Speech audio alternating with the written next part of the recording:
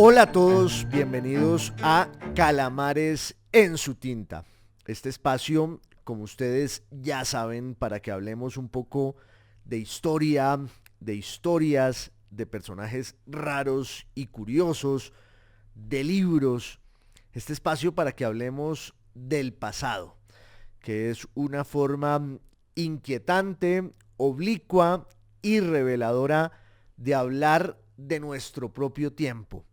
Pensar un poco en las consecuencias que tiene la historia en lo que vivimos y en lo que somos. Siempre lo digo acá y me gusta repetirlo. Ningún tiempo es pasado. Tengo en mis manos, y quienes me estén oyendo al otro lado de la radio podrán imaginárselo, un libro que me encanta. Yo vivo recomendándoselo a todo el mundo. Lo leí hace ya 10 años y siempre vuelvo a él. Se llama 1913. Lo escribió un autor alemán que se llama Florian Illies y en español el subtítulo del libro es Un año hace 100 años. Se publicó en el 2013 y por supuesto era la conmemoración del centenario del año 1913. El subtítulo alemán es todavía mejor. El verano del siglo. Para el autor, para Florian Illies, 1913 fue una especie de fiesta de despedida y al mismo tiempo un preludio profético de lo que muy pronto vendría.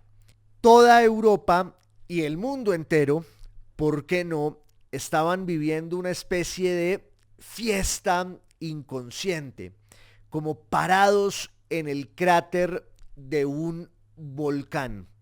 Y sin embargo, allí se cernían los horrores de la Primera Guerra Mundial, una peste, una pandemia y luego, como consecuencia casi de ambas cosas, la Segunda Guerra Mundial.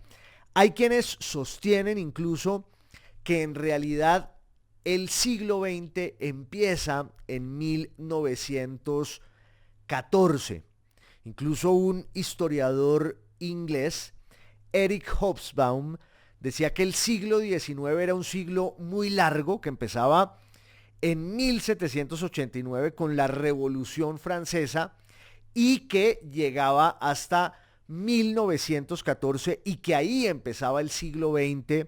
Lo llama Hobsbawm un siglo corto porque empieza en 1914 con la Primera Guerra Mundial y llega más o menos hasta 1989 con la caída del muro de Berlín, para decirlo con esa fórmula consabida. De alguna manera es como si el tiempo de la historia no fuera siempre exacto y estuviera tejido por los acontecimientos que van labrando, que van marcando un calendario que no siempre coincide con la cronología. El hecho es que 1913, el libro, es una obra maestra.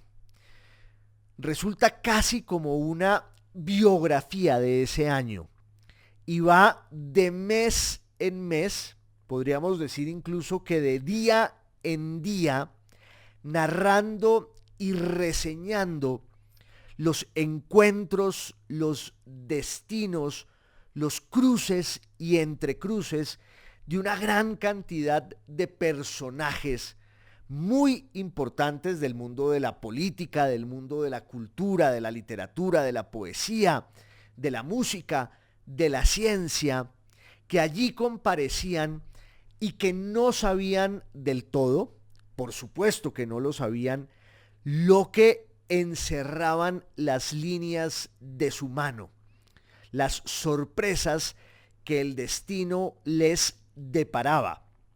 De hecho, la premisa del libro 1913 es un poco esa. Había un esplendor, había un fulgor deslumbrante que obnubiló a las mentes más brillantes de aquel año y nadie podía realmente prever lo que iba a pasar. Y muy pronto, unos meses después, el tiempo de la historia se fue acelerando y todo fue camino del abismo para que empezara la Primera Guerra Mundial, la que luego los historiadores, los analistas y quienes la sobrevivieron iban a llamar la Gran Guerra.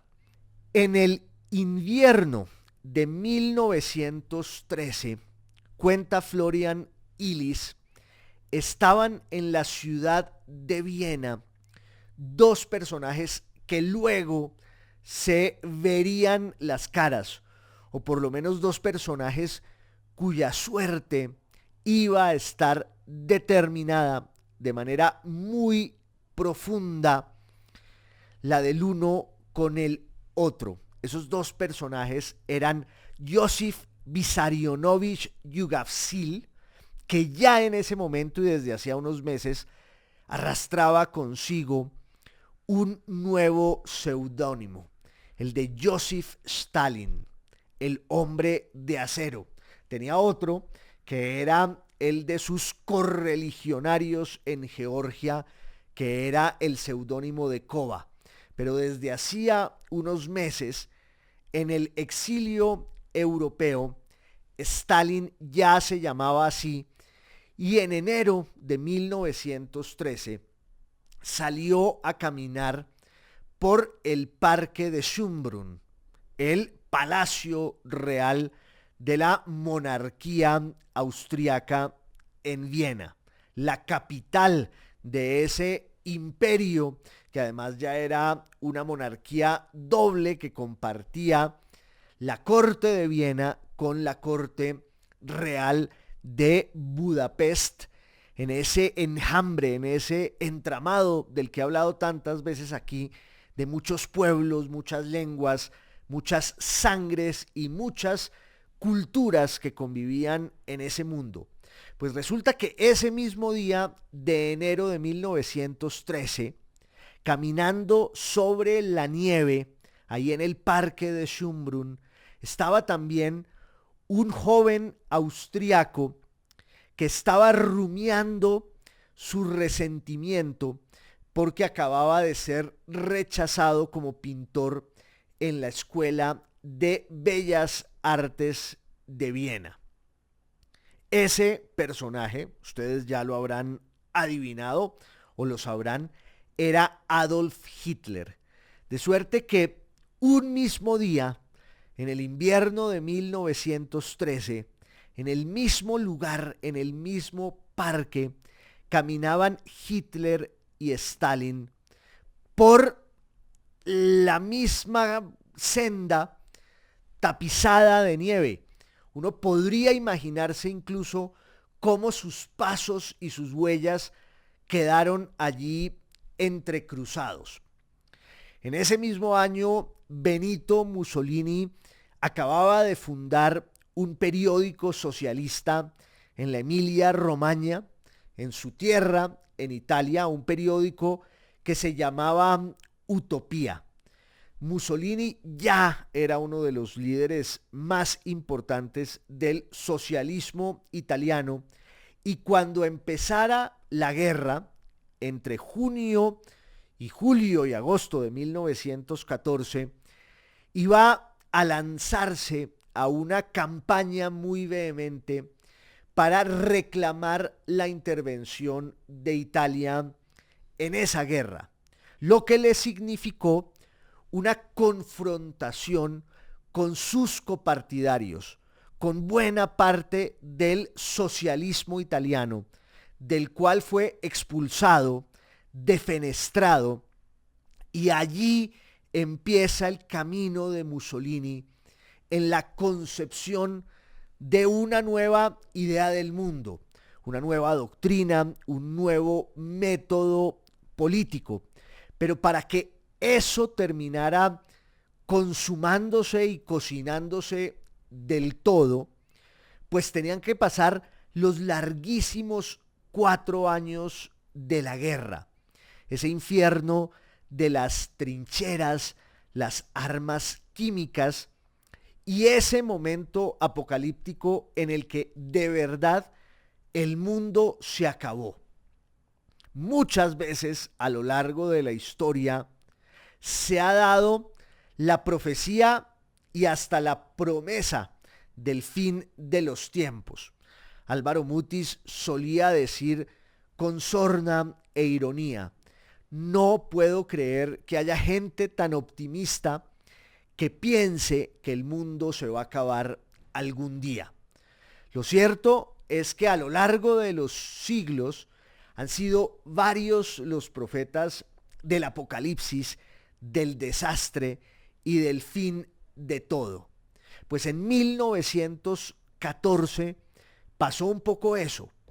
Los jóvenes patriotas de las naciones europeas, en su gran mayoría, marcharon al frente convencidos de que esa guerra iba a durar unos pocos meses y se encontraron de bruces con un horror sin atenuantes, con el infierno de la muerte y ya dije, la vida en las trincheras, que era más bien lo contrario, la ausencia de la vida marcada por la insalubridad, los primeros grandes ataques aéreos de la aviación de esos países que estaban allí enfrentados y también el uso indiscriminado de armas químicas y biológicas que cambió para siempre la suerte y el funcionamiento de la guerra como una actividad que antes de alguna manera había llegado, no sé si a ennoblecer al ser humano, todo lo contrario, lo envilecía, pero existían unos valores, existían unos principios hasta morales que le daban un cariz muy distinto a la guerra y eso va a cambiar en el siglo XX para empezar con la Gran Guerra desde 1914 hasta 1918. Y como consecuencia de esa guerra, en la que en 1917, en el tramo final, entran los Estados Unidos, que habían querido mantenerse al margen, oficiando casi como unos árbitros distantes y asépticos. Pero en 1917, por muchas razones que no vienen al caso, Estados Unidos termina entrando en la guerra del lado de Inglaterra, Francia y Rusia. Y esa intervención americana, pues primero va a ser decisiva para el triunfo de los aliados contra las potencias centrales, contra el imperio de Austria, el imperio alemán, el imperio otomano, que también estaba allí como convidado de piedra. La intervención de los Estados Unidos fue clave para la victoria aliada en la Gran Guerra, pero la presencia de los soldados americanos arrastraba e incluía más bien el germen de un virus que ya estaba produciendo estragos en los Estados Unidos, que es muy probable que viniera de la China, y cuando los soldados americanos ponen pie en Europa, la cepa de ese virus va a encontrar un caldo de cultivo para que además se extienda y se expanda de manera muchísimo más agresiva y letal, justo por las condiciones de salubridad en que se está peleando la guerra. De allí que entre 1917 y 1918, cuando al final pues la guerra va a llegar a una serie de acuerdos en los que Alemania, Austria y el Imperio Otomano se van a rendir. Cuando eso pasa, ya Europa estaba infestada con el germen de la gripa H1N1 que desató un verdadero pandemonium. Fue la reaparición de las plagas medievales en su peor versión, y allí pues se cierne la pandemia de la mal llamada gripa española. Y digo que mal llamada porque ese es un nombre fortuito y arbitrario marcado por un hecho, y es que España no intervino en la Primera Guerra Mundial. España venía lastrando una serie de fracasos políticos y militares desde 1895, cuando empieza la última gran guerra de independencia en la América española contra el Imperio español, que no era ya sino una muy tenue sombra de lo que había sido. Y entonces Cuba y Puerto Rico son los últimos enclaves de la dominación española en América que luchan por su independencia, por su libertad, con el apoyo y la compañía de los Estados Unidos, y eso desemboca en lo que en la historia de España se llama el desastre del 98.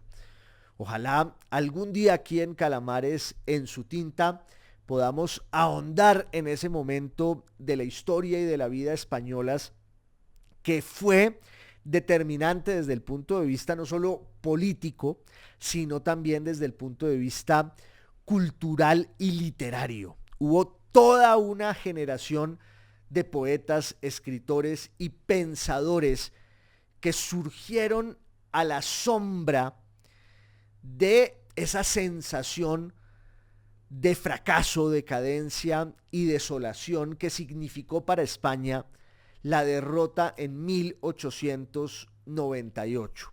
Es la generación del 98 en la que están Azorín, Valle Inclán, Unamuno, Baroja y casi como un hermano menor, don José Ortega y Gasset.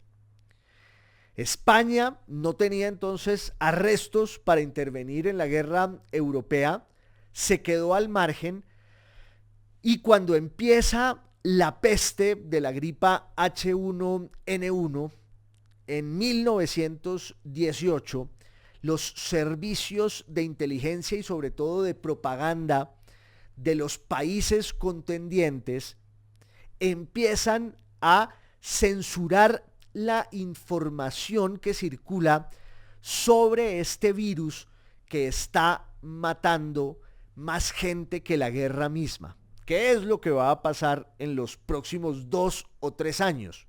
En resumen, la peste de la mal llamada gripa española fue tan letal casi como la guerra misma.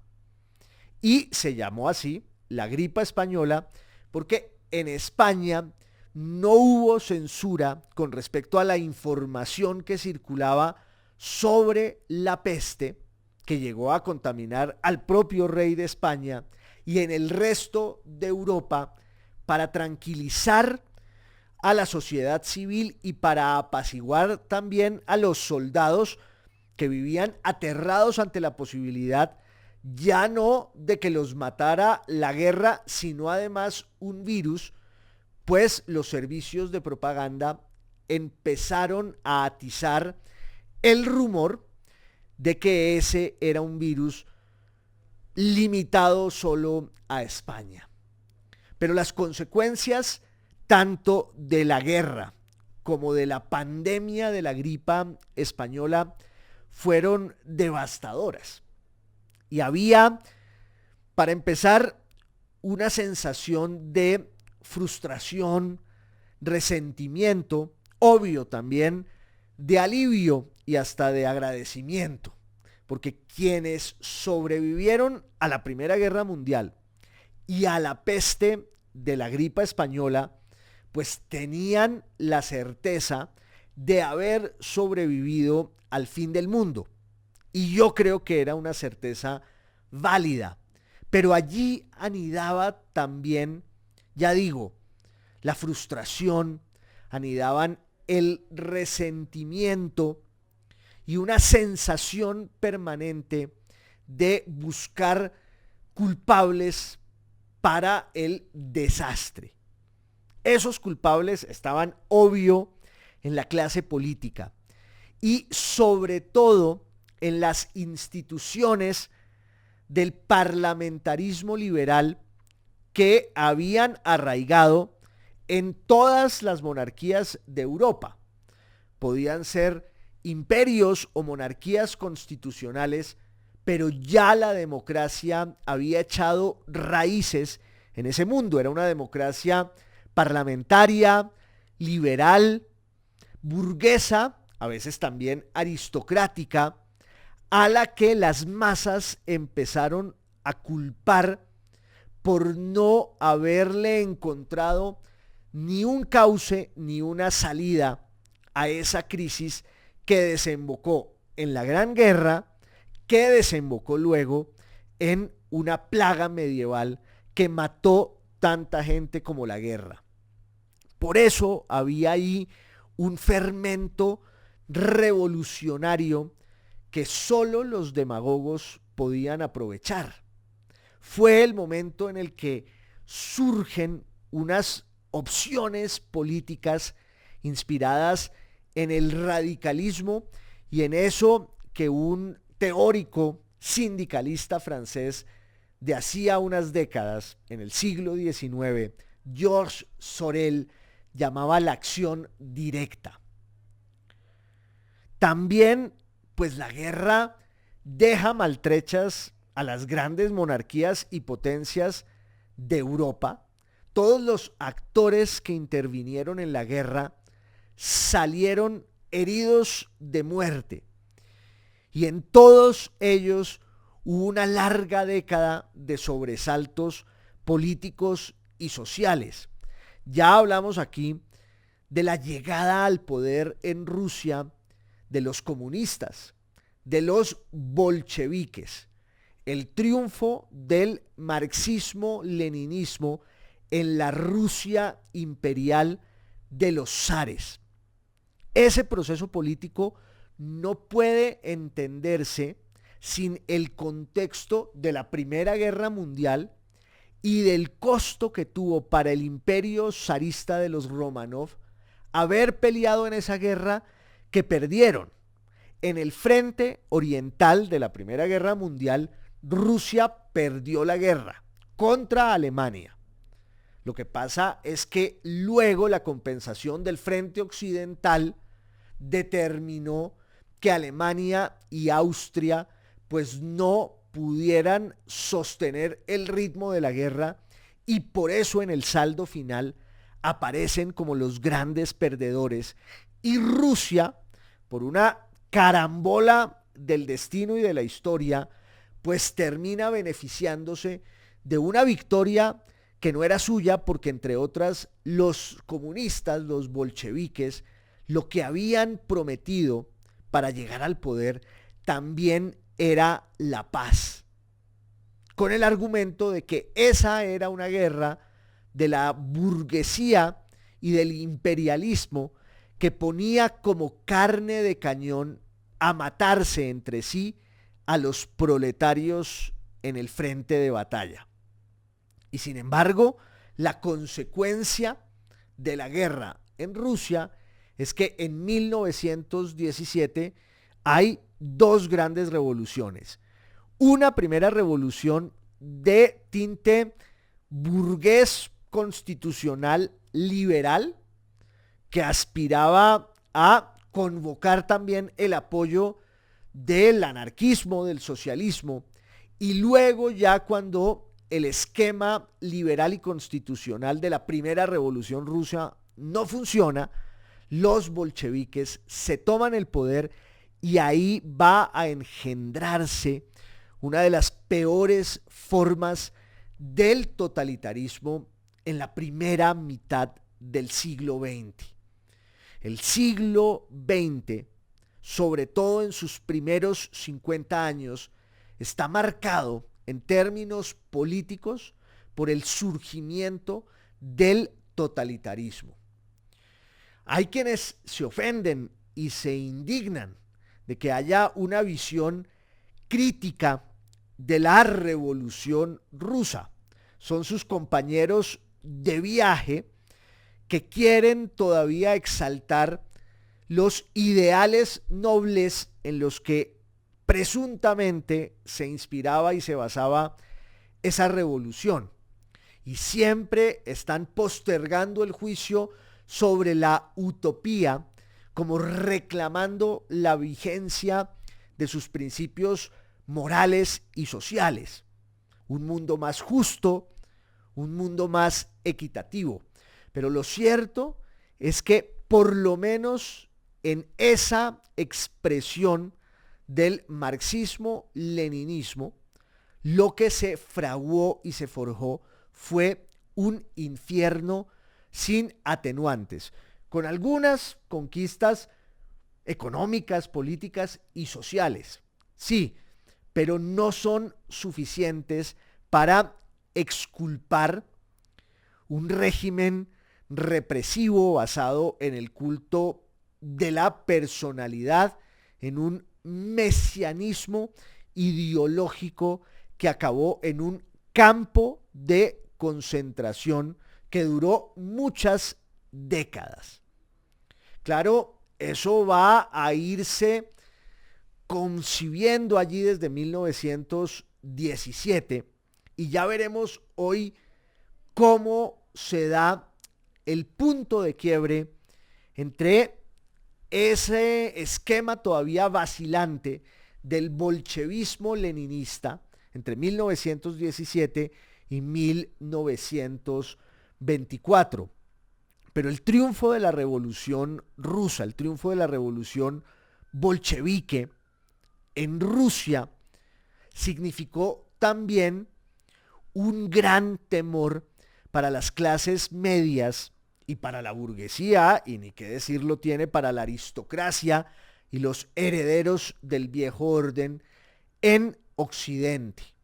Allí también había un vacío de poder, allí también se estaban fraguando las semillas del discurso del odio y de esquemas políticos inspirados en la violencia y en la supresión radical del Estado de Derecho, de la libertad y de todas las formas del Estado de Derecho y el constitucionalismo liberal.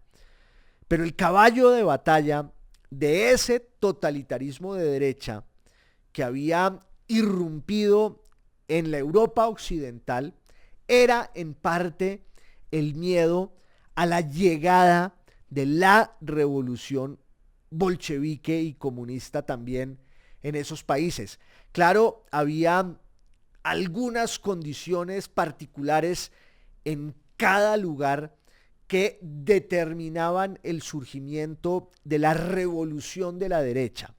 Y quiero hacer aquí un paréntesis para insistir en eso que dije alguna vez en otra salida de Calamares en su tinta, y es que la gran transformación política del siglo XX es que la derecha se vuelve un proyecto callejero y revolucionario. La derecha histórica en Europa, que había surgido desde la Revolución Francesa y como oposición a la Revolución Francesa y todas sus consecuencias, la derecha histórica fue siempre un proyecto nostálgico, aristocratizante, literario, una reivindicación del antiguo régimen que había sido derruido por la revolución y todas sus réplicas a lo largo del siglo XIX. Eso era la derecha. Pero después de la Primera Guerra Mundial, la derecha se vuelve un proyecto de choque, de confrontación, inspirado en la violencia, en el fanatismo y en un radicalismo que es tan revolucionario como el de la izquierda. Y eso es lo que representa, por ejemplo, en Italia, el señor Benito Mussolini. Ya de todos ellos, de Stalin, de Lenin, de Mussolini, de Hitler, hemos hablado varias veces aquí, pero hay que seguirles el paso, hay que ahondar en esa historia para extraer de ella, si no lecciones, por lo menos sí algunas reflexiones sobre los peligros que siempre se ciernen allí contra la democracia, que la damos como una conquista inobjetable y estamos convencidos de que ya nadie nos va a robar lo que hemos logrado por la vía de las grandes conquistas de la democracia y el Estado de Derecho, y estamos muy equivocados. Espero no estar en lo cierto.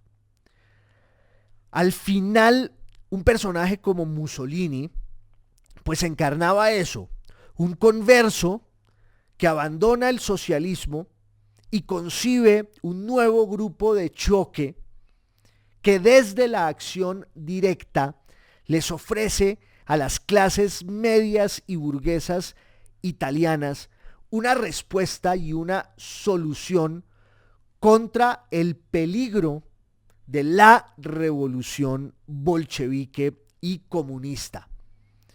Por ese camino escuadrista y revolucionario de la derecha fascista, Mussolini se va a tomar el poder en Italia. Va a ser un proceso muy rápido, entre 1919 y 1922. Pero en 1924 pasa algo muy importante, y es que Mussolini va a unas elecciones ya con el poder en sus manos, y hacía muy poco se había concebido una nueva ley dentro del fascismo con la que Mussolini redefinió el sistema electoral italiano, lo que se llamó la ley Acerbo, que era una ley que modificaba la lógica aritmética del parlamentarismo liberal, en el que de alguna manera los partidos y los grupos políticos tenían una representación proporcional a los votos que lograban en las elecciones, en los comicios. La nueva premisa electoral del fascismo consistía en que el partido que sacara una mayoría simple en las elecciones, más del 25%, se llevaba 2/3 de la representación parlamentaria. Con esa lógica retorcida, Mussolini logró apuntalarse en el poder. Y a partir de allí va a empezar el camino plebiscitario del fascismo para acudir siempre a las urnas y destruir desde allí la democracia. Un juego siniestro y tenebroso, la destrucción de la democracia desde sus propias entrañas. Una democracia totalitaria, como la bautizó un teórico de la política el siglo pasado que se llamaba Jacob Talmon.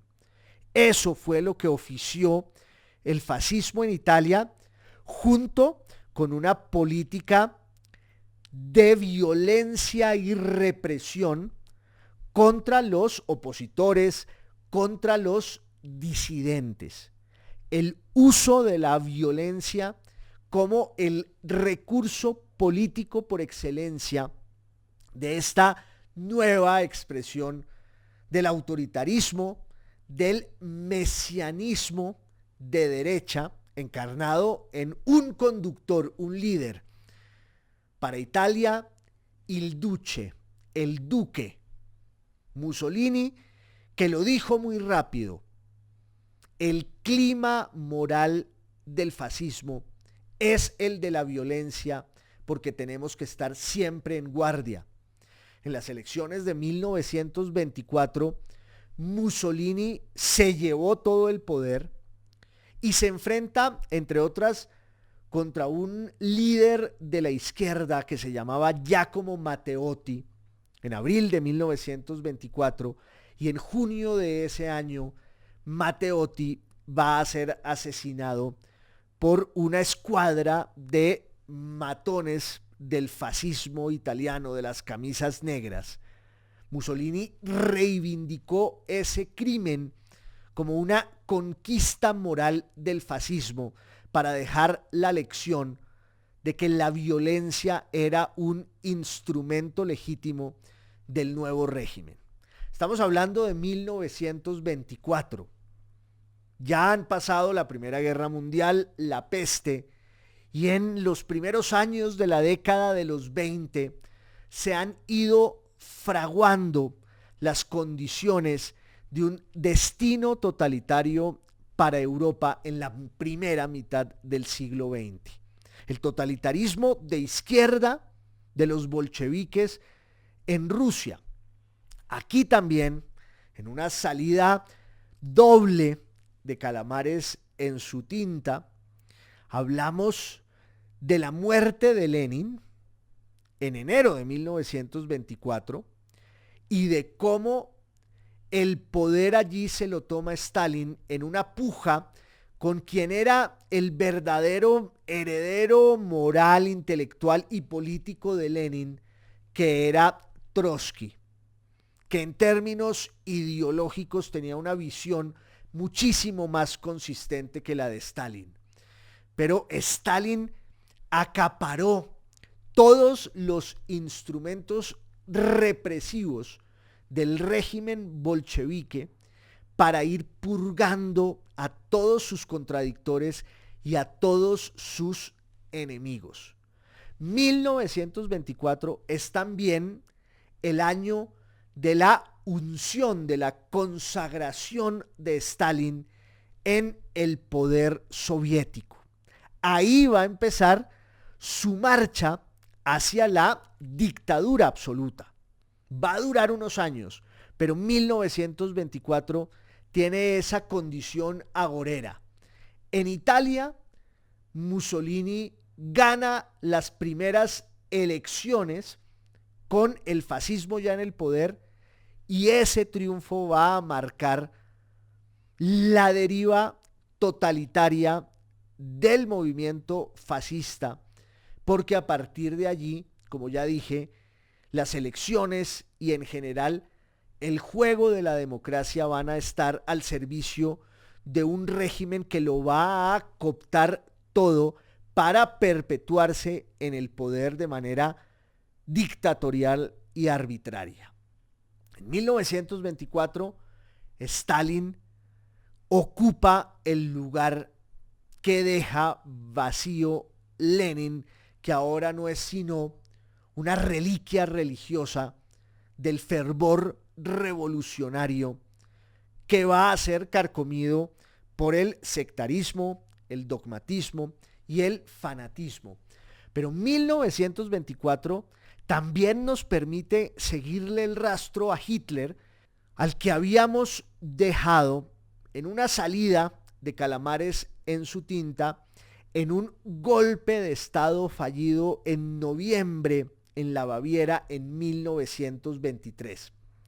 Hitler quiso replicar en el sur de Alemania, y desde el odio y el resentimiento y un furor nacionalista, inspirado además en el antisemitismo, el odio a los judíos, el odio a los comunistas, a los marxistas, Hitler quiso replicar en el sur de Alemania lo que había logrado Mussolini con la marcha sobre Roma y el golpe de estado que los fascistas le dieron a la monarquía constitucional italiana en octubre de 1922.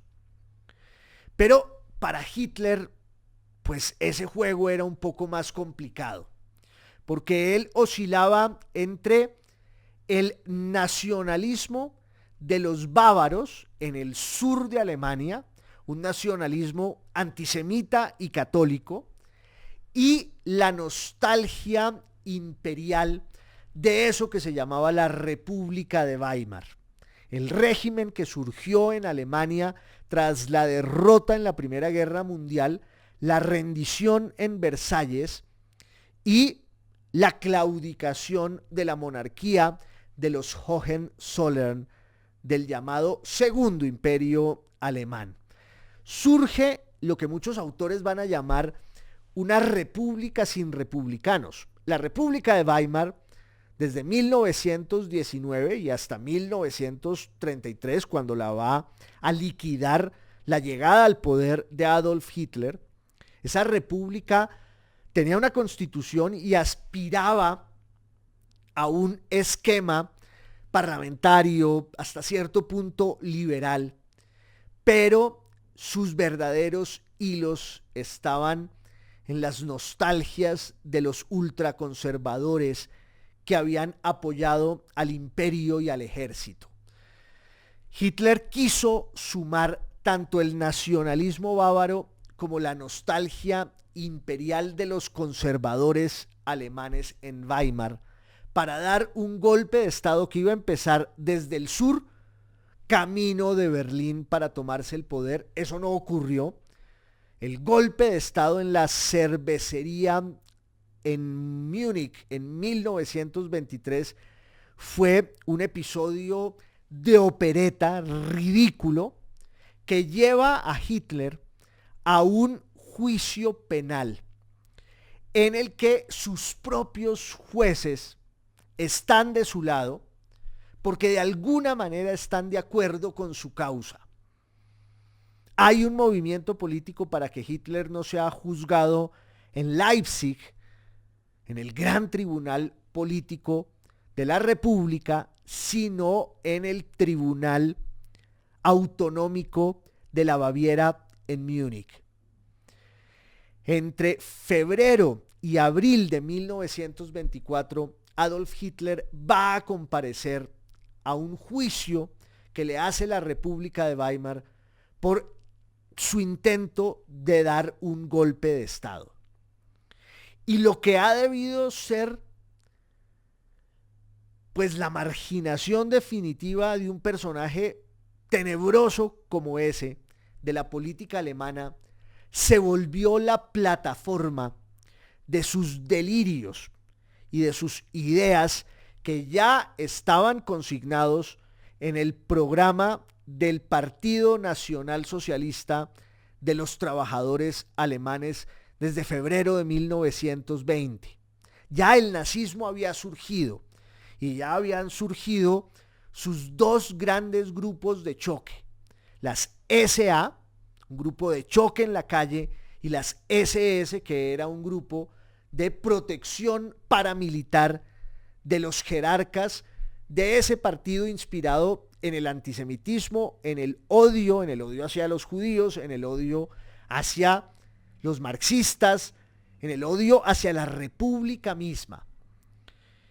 Hitler compareció en ese tribunal bávaro que termina condenándolo a 5 años de prisión, de los cuales cumplió solo 9, pero insisto, el juicio fue una especie de plataforma para que este orador diabólico y besánico, enloquecido y habilísimo, terminara usando esa oportunidad para difundir sus ideas, con las cuales, de manera muchas veces vergonzante o secreta, estaban de acuerdo muchos de los que además lo empiezan a oír en la radio. Ese es el otro factor determinante de la proyección nacional de Hitler, que pasa de ser un payaso lugareño y municipal y que se vuelve una figura nacional porque va a ser juzgado por lo que él llama la defensa de los intereses de la nación alemana. Y todo el mundo empieza a oír electrizado, galvanizado, sus discursos por este nuevo instrumento de la difusión, del entretenimiento, pero también del pensamiento. No podemos entender el totalitarismo de la primera mitad del siglo XX sin la influencia y la presencia de la radio como un medio que masificó mensajes de todo tipo. En los Estados Unidos, mensajes de un consumismo desaforado que va a llevar a la quiebra de esa economía en 1929. El famoso crack de 1929. Alemania asiste a una recuperación económica desde 1926 que es casi milagrosa.